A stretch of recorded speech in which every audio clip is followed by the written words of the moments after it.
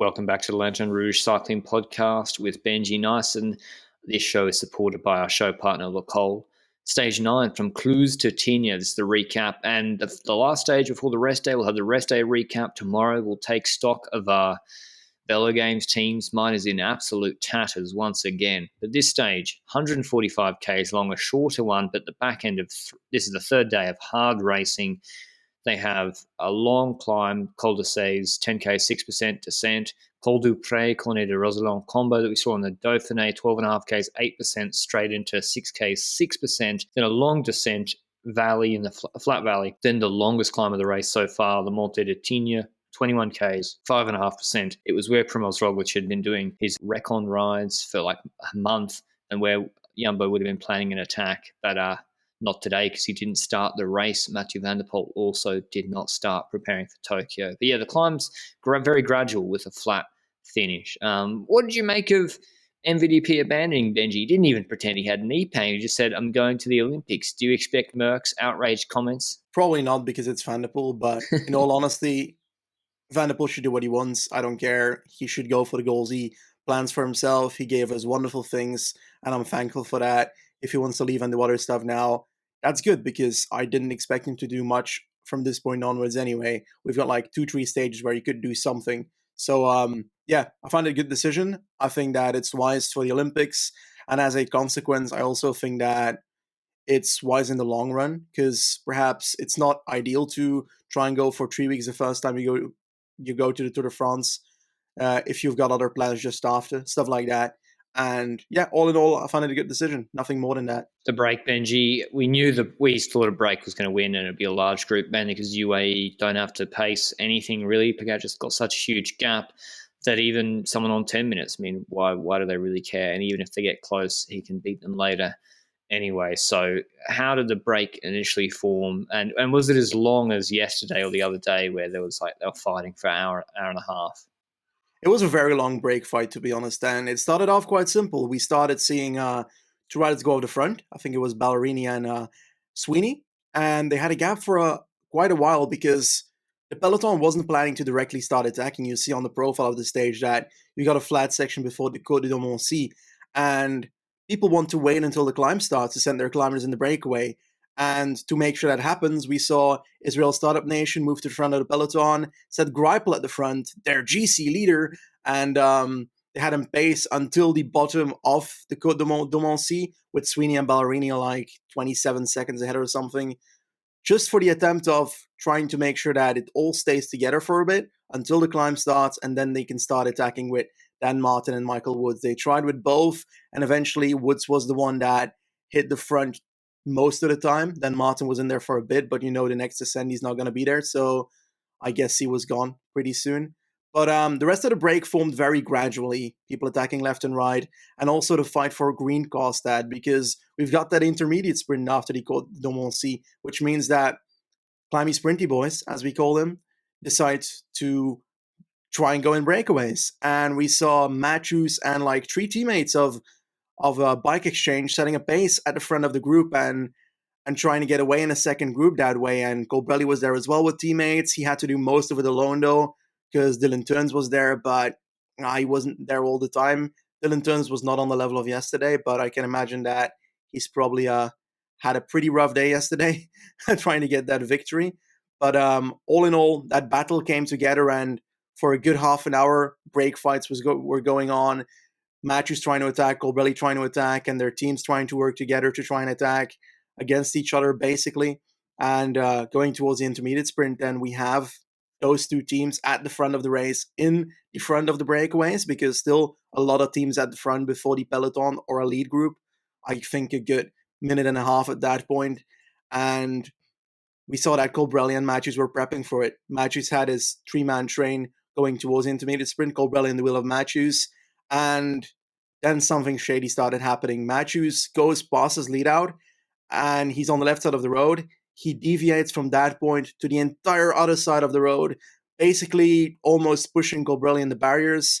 Just stops a meter in front of it to try and stay safe of the rule, so that you're not actually throwing him in the barrier. Yeah, exactly the same thing as Costa and Swiss. and that's a clear deviation and should be relegated. But the problem is they've got a gap on the next group. There's a 3-second gap after those two riders to the next group. So he's going to get relegated in the group, and he's going to get second after, well, losing the sprint after deviating because Colbrelli came past. So if he gets punished there, he's going from second to second, which is just, yeah, that's how the rule works, unfortunately. So no punishment for that, and no punishment possible because the rule is not applicable. But next to the sprint deviation, break started forming fully then, and we had riders like Higuita show up at the front, Quintana show up at the front, and we also had Woods that was attacking a lot. But most importantly, Can I do the legend of the day, Wout Poels. Wout Poels does his own breakaway. He doesn't want to be in a 40-man breakaway. Wout Poels wants to ride the Tour de France solo and just sit 20 seconds in front of whatever breakaway group there is. But it was a huge break, but no GC threats. For the stage with this mountaintop finish, we had, Costa was there, he dropped back later. It's the stage we had Barguil, Koos, Van Baal, Paulus, Dan Martin, Pierre Roland, Patrick Conrad, Geschke, Freyler, Higuita, Guerrero, Lucas Hamilton, Pacher, Latour, Elisond, Moritz, Woods, Bonamour, Quintana, Alaphilippe, Fulsang, Esteban Chavez, Cataneo, Turns, Mollema, Poles, O'Connor, Guillaume Martin. The closest on GC, Martin at 7:28, O'Connor at 8:13. Remember that? O'Connor at 8 minutes 13 on Tadej Pogacar. But given where GC is at right now, that 8:13 is actually, pretending Pogacar doesn't exist, about 3 minutes on the bundle of GC podium contenders behind. So once O'Connor snuck into that break, Benji, and he said it wasn't the plan, he just found himself in there like Simon Yates on stage 7. If I'm going to pretend you're the director of Education First or Movistar, Benji, UAE don't care about O'Connor. They gave him 8 minutes, don't care.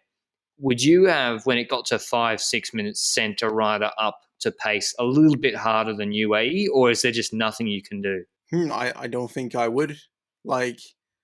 It depends, because Ben O'Connor is still dangerous. He's a rider that has done very well at Romandy, for example. He's dangerous in GC. If you have him 5 minutes ahead of Pogacar, then good luck trying to podium or top 5 this Tour de France if you're like a Vingegaard or a Nuran or something, because Ben O'Connor will likely survive and keep, well, relatively a gap on the others, because he's going to lose time on Nuran and so forth, I think, on mountains. Perhaps not, because O'Connor's a good climber. So, I don't know. I think that people might underestimate him, but I'm not sure if I would kick in and say, I'll put a rider up front and at least pace a bit against O'Connor. I think that might be a bit too much. Yeah, I think it depends on the team. Everyone's really tired.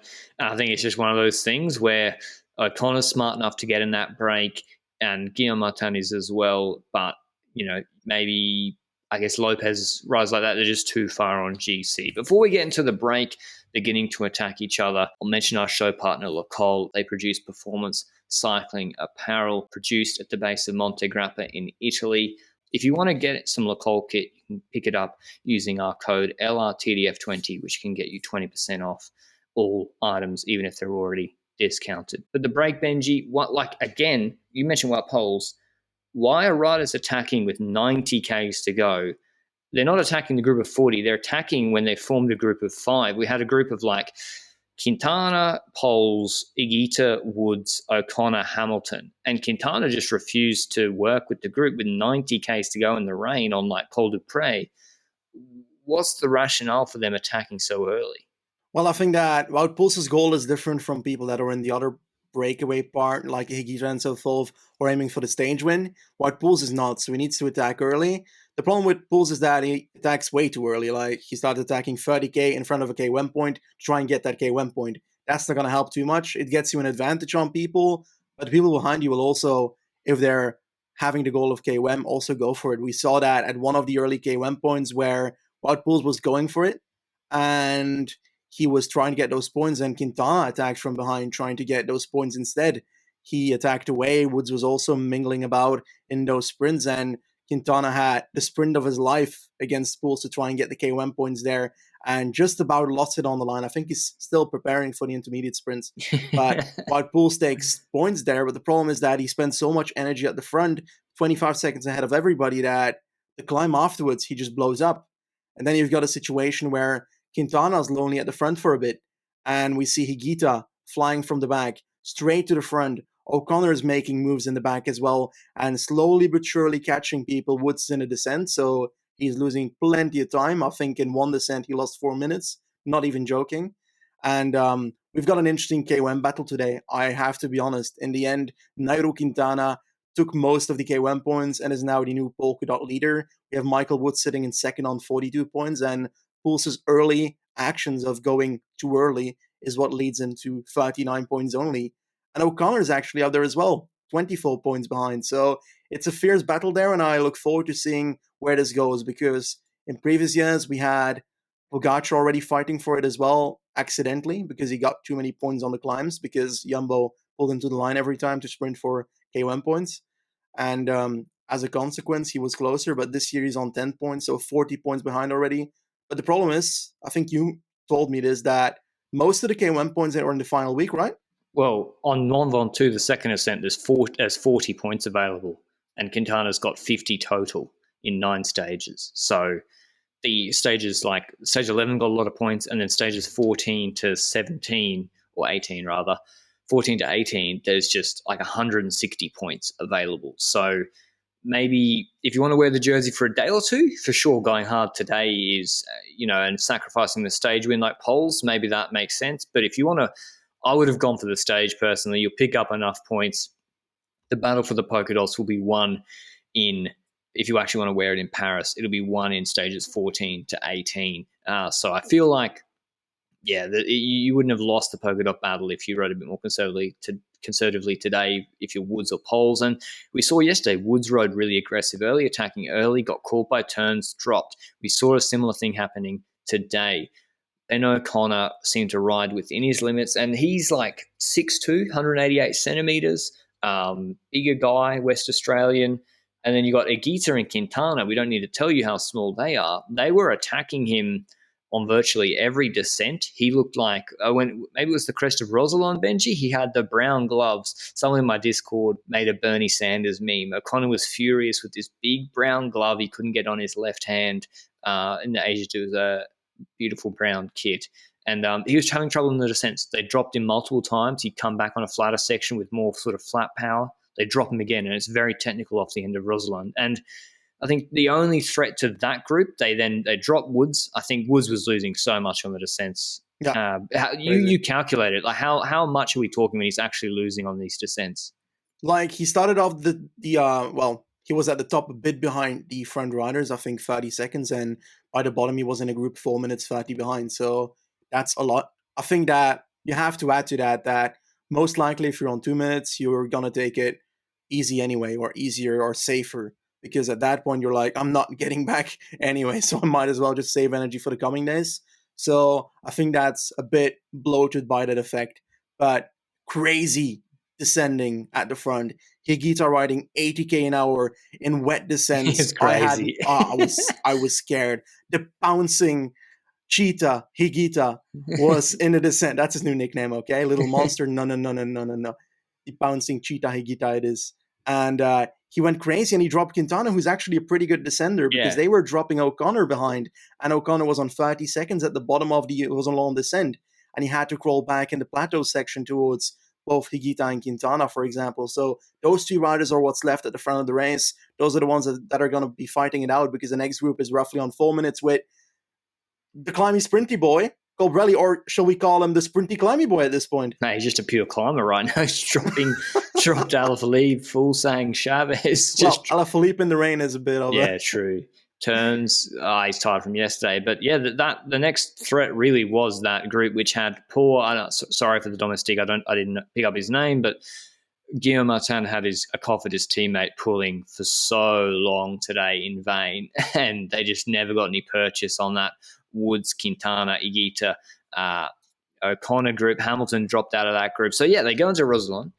We've got the two 55-kilo Colombians, Quintana and Higuita, who've just made O'Connor do a 30, solo to get back to them after the descent.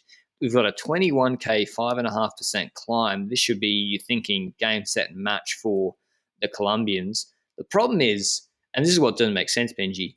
Higuita had been pulling a lot for Ben O'Connor and on both Col du Pré and Roselont, and he continued to do so on Tignes, which I feel like he had a tactical reason to sit on the whole time. He's got Rigoberto Urán behind. There's Ben O'Connor about at the base of Tignes goes into virtual maillot jaune, and Uran's podium is now being threatened by O'Connor. We'll talk about him more in a second if you haven't heard about him too much. And I'm like, Higuita, why don't you just sit on and say, hey, I've got my teammate behind, you pull, and you're pulling really strong. Surely the team radio, I know Higuita in the moment might not think it through, but surely the team should have told him that on the radio, Benji. Yeah, I think so as well. And next to that, it's also a tactical thing. If you're Quintana and Higuita and you see that O'Connor catches up in the plateau section before Tignes, from that point onwards, I say to O'Connor, well, if you want to have your yellow jersey, bloody right for it. I'm not taking over. I'm sitting in your wheel until the climb starts, and I'll keep myself there until I can try and ride away at some point. There's no way I'm helping you right here. And he could have done so already, like you said, on the earlier climbs, but I think that he's also thinking about the stage, and I think the majority of stuff that Higuita did was still in the descent, but he should have been more tactical towards the end. And it became even worse the second that we hit the bottom of Tignes, and we saw, first of all, the first 2 kilometers of the climb. It's 21 kilometers of climbing. Quintana drops, just Park Edgeo on the right side of the road, Off completely done. Yep. And then I'm like, Higuita's winning this. Wow, easy. Okay, Higuita's winning this. I said Higuita would win on Tignes at some point in the last week, and I was fully believing that it would happen. Like, genuinely, O'Connor not winning this. No, not at all. Well, that's why he didn't need to pull Benji, because if they go to the flat finish together, Higuita smokes O'Connor. Yeah, and they got 8 minutes on the peloton and 5 minutes on Cataneo. What's happening there, by the way? Oh, in the peloton, UAE. Oh, yeah, we haven't mentioned them for a reason. UAE basically have 6 riders pacing backwards, except McNulty. Well, yeah, McNulty crashed on a descent. It was wet, technical descent off Rosalind, and he looked over his shoulder. Front wheel veered left. It's a bit of a tongue twister, and he went into a ditch. Now I haven't seen. I hope he's okay. It looked like a soft landing, okay, but it was pretty deep. So I'm glad he was okay. Just mark it down. That is just when people are like, oh, Pogacar never crashes, luck, etc. Oh, it's not just luck. There has been a lot of luck influencing this first week. Things like that, for example, Guru crashed in a similar scenario in Dauphiné or Paris-Nice in front of Geoghegan Hart, brought him down. McNulty didn't bring Pogacar down, but he made a mistake and crashed. So just there is luck at play as well in this, but Pogacar's on the right side of it so far. But yeah, UAE don't care about O'Connor. We're like, are they letting him have the yellow jersey? But he went into the base with 8 minutes, so they're always going to do Tignes quicker than him. One would think. I think Bjerg was pacing too fast, and then Micah was like, let's slow this right down, and they gave a minute back to O'Connor. But anyway, the battle between O'Connor and Higuita was short-lived because O'Connor just straight up rode away from him. We didn't see if he attacked or not. I don't even think he did. It seems like O'Connor was just able to ride a steady pace on all these climbs today, and in the cold and wet conditions, just like in Romandy, to Tion 2000, where he was very, very strong, chasing Woods and Thomas. He came second on that stage, would have probably come third if Thomas hadn't crashed. Same thing today, similar climb, if not as steep. And he hard dropped Higuita and Quintana, Benji. It seems like they forgot to eat or something, because they lost a minute, 2, 3, 4. Higuita then gets passed by Quintana, who dropped earlier. He kept eating, so it's weird. I think they just spent too much energy in the first 2 climbs. They were very offensive, and O'Connor came from the back. Yeah, and that seems to be the better strategy here.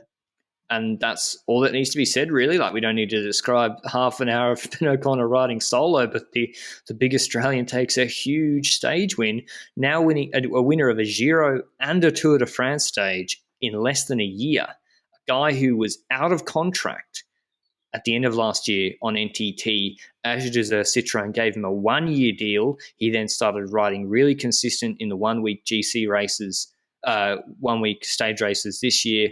They gave him a 3-year extension. They're going to be laughing now. They might have felt like they lost some money when they only gave him the 1 year and then they had to re-up him for 3, but they've now saved some money giving him that 3-year deal. And they barely wrote an article about it. There was no fuss about it, and he's almost their best rider on the roster. I wrote a 3,000-word article a few days before the tour about Ben O'Connor for the highest tier members of my on the YouTube channel. And I said, O'Connor can win a stage at this year's Tour de France. I'll just worry that he's going to go for GC. Polka dots in a stage he can definitely win to the level he's shown. And he lost time on GC, went for the stage, is up there on polka dots, and now he's up there on GC, Benji. He did exactly what he needed to do. What did you see in the GC group afterwards with Ineos then taking over and pacing? Do you think the attitude has taken over that no one cares about Pogačar anymore of the GC podium guys? I think so. I think that the entire group of individuals is basically thinking about their GC right now. I think that Ineos still had a bit of hope. You never know if something bad happens or something that, well, not to Pogačar, but if he has a very bad day suddenly today or something and they pace and he accidentally drops while they didn't think it, then they're going to be happy with it. But their pacing was mainly to put some pressure on other podium candidates, I'm pretty sure, because then they kept on doing that. And Geraint Thomas, very good ride today. Genuinely one of the better riders on Ineos today. Very good ride. Sets a lot of pace on this climb.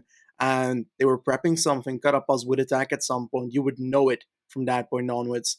Pogačar was basically isolated when Carapaz was down to his last rider. But Thomas pushed so hard that there were 8 or 9 riders left. Lutsenko was still there. Uran was still there.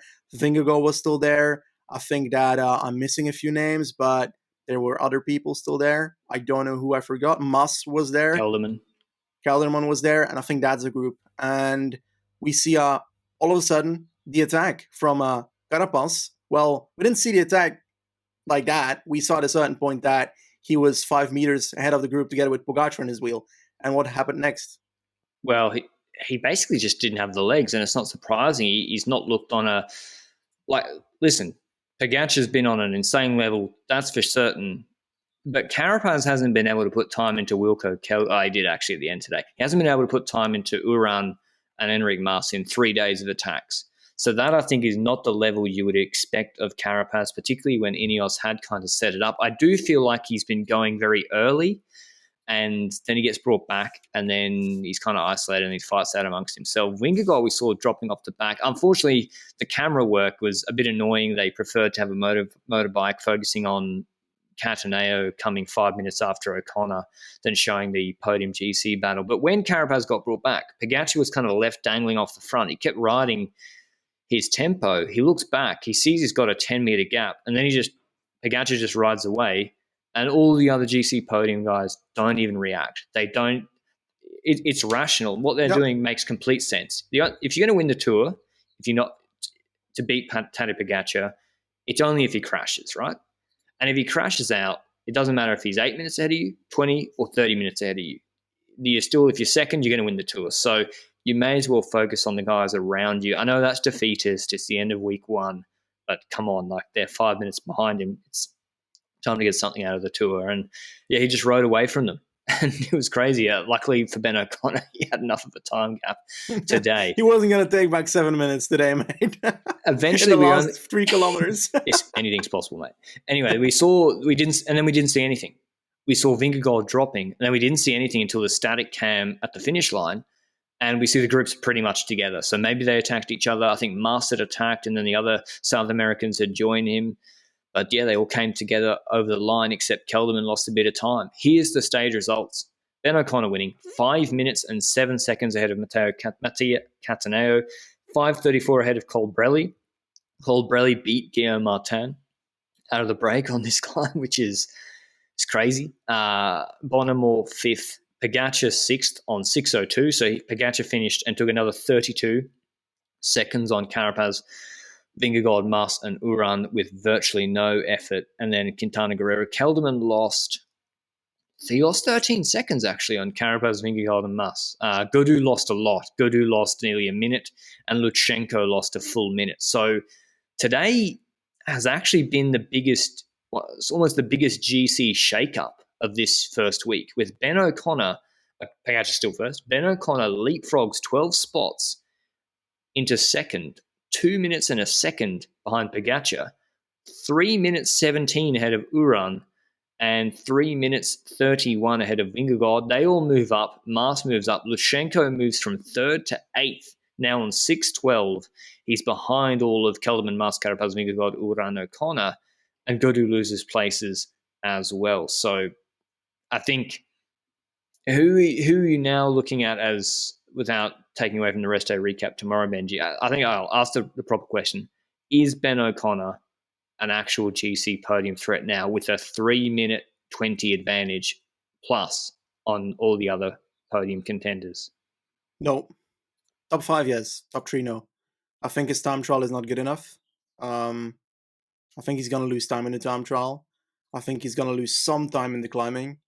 And I expect Carapaz and Uran still to be the stronger ones and podium. I think that Vingegaard was on the edge for me of the podium before this stage, but today he cracked a bit in the final 2 kilometers. And if that happens here, then it's probably going to be worse in the third week. So most likely, I think that the experience of Uran will move him into the podium and Carapaz as well. And Enric Mas usually becomes better throughout the Grand Tour. So if he might be the best climber of the rest in the third week, that is very much possible. I think that Kelderman is also looking good. His time trial is also good, Mate, but he looks terrible. was a bit worse than expected. He's not terrible. He looks terrible. Lutsenko was the one to drop today. Like, Kelderman, how much did he lose today? He lost 14 seconds. Mate, that's not terrible. His TT it's was not horrendous. Good enough, but 14, they were going backwards up Tignes. It's 5%. Sorry, but if you're in the top 10 of GC right now in this Tour de France, I won't call you terrible. No, I said he's not got. Well, what is he at? 7th. I don't know. I think he can top 7. Oh, well, we're talking about podium. I don't see Kelderman as a podium anymore. Kelderman come top 5 with a better TT. I'm just saying, I don't see podium. Lutsenko looks, he's on the precipice of, does he now think about stages later? The big turn up, Benji, was Thomas after Gruppetto yesterday, being able to pull at the end of Tignes. Do you think he lost time deliberately yesterday, or no? I think that the initial part of the stage being so explosive as yesterday, True. The likes of riders of Van Avermaet saying they rode one of their best 10 minutes in their life, Thomas again saying his 20th best 10 minutes of his whole career. That's insane that they have to do that at the start of a stage, and if you hit the wall right there, then you're going to be in the peloton behind, and there's no way you can bridge that after that section. So I think yesterday was a situation where certain riders would be dropped behind and caught behind because they hit the wall earlier than expected and couldn't keep it at a decent tempo and couldn't keep it at their usual watts. Like Thomas he's a time trialist, well, a mountain time trialist when it comes to the type. So he is probably better off if the tempo is steady. And if it's so surgy at the start of the tour, or the start of a stage, I think that could be troublesome. And I think a lot of riders had that yesterday that will have had a very bad day throughout and might still kick back in the next 2 weeks. But all in all, great revival today. It reminded me so much of that Tion 2000 stage, Benji, because of, it suited Thomas and O'Connor there. It suited them again today. Some news on the Gruppetto. Riders have finished outside the time limit. Demar, Guarnieri, Della Place, Stefan de Bod, I think crashed yesterday. Dlamini, Onkebecker, Vegan, and Brian Coquard. So not good for French sprint hopes. I actually thought Demar was looking a bit better in the last sprint stage, finished really fast, just out of position, and Guarnieri had crashed. So not good for Demar. Whether they reinstate them, I don't really see a particularly compelling reason to do so. Cavendish made the time cut, Froome made the time cut, Miguel Angel Lopez is struggling. It's harsh to be OTL after fighting for an entire stage by 5 to 7 minutes at the end of a mountain stage like this, but that's a sport. You need to be able to climb enough to finish a stage in time, and it was a crazy first week, but a Grand Tour is also about survival. Cavendish made it as well. He was able to make it. Demar didn't make it. And once again, just like the last time he had that, he takes half of team with him. True. Yeah. So, Guarnieri gone. It's a shame. Cavendish was celebrating over the line. He had de Klerk and Mervku helping him. I think these last 3 stages are probably the hardest, Benji, for Cavendish. I mean, we reviewed it, right? I think the other week. Looking at the profiles, these were the hardest ones with early climbs. A lot of Ventoux, yes, 2 big climbs, but there's nothing beforehand. And I don't see the we're not going to see stage 7 again, I don't think, where there's an all-out assault on the flat for 2 hours at 55 Ks an hour. And Cav got in that move anyway. But Ben O'Connor, Benji, I guess everyone should go look him up on PCS. You can see this sort of build, and he's just another reminder that there are riders out there, if you look closely at results in sort of at the Giro last year, that if teams are smart, you can pick up these sort of riders. Same with Mattia Cataneo. He is very, very good, and I don't think he's on too much money either. But tomorrow's the rest day recap, Benji. We'll preview stage 10. Then we're going to preview the first week. We won't do it stage by stage. We'll preview the first week, not preview. Yeah. Some teams might want to have a rerun of it, Benji. And we'll talk about the winners and losers of week one. We'll maybe roast some Velo game squads with 2020 hindsight, which is always probably good. Your own at this point. Yeah, mine is dog shit, mate. It's so bad. I think I got Roglic, and I got every single rider that crashed. I got Haig. No, it's bad. And yeah, we might see if we can get an interview on. We might not. But I've been actively refreshing Ben O'Connor's Strava, and he hasn't put the file up yet. So, sorry, Ben, you should get rid of the press conference and upload that so I can look at your Strava power. But anything else, Benji, from this stage that was interesting? Is Quintana, are there other things like disappointed you, or any storylines that stick out? I think we can say that Van Aert is definitely not trying to defend his GC. True. Because he actively decided on the second climb to drop with his teammates and with Tony Martin and so forth. So that wasn't going to continue happening. And then the question lies, will he be in full support of Vingegaard, or will he go for a stage here or there? I dare to say that he should go for the first on the stages that are mountainous and try and go for the sprints here or there so they can at least try and get something extra out of this Grand Tour. I don't know about the team of Jumbo in total, but we'll talk about that tomorrow, how they should continue onwards. But that's, I think, the last extra thing I wanted to mention. And that's about it, I guess. If you're watching on YouTube, good stage. Make sure you give us a like or subscribe to the YouTube channel, or give us a review or a rating on podcast players. But we'll see you at the rest day recap. Send us some questions at Lanterne Rouge CP or hashtag LRCP on Twitter. We might get to them, and we'll see you then. Ciao.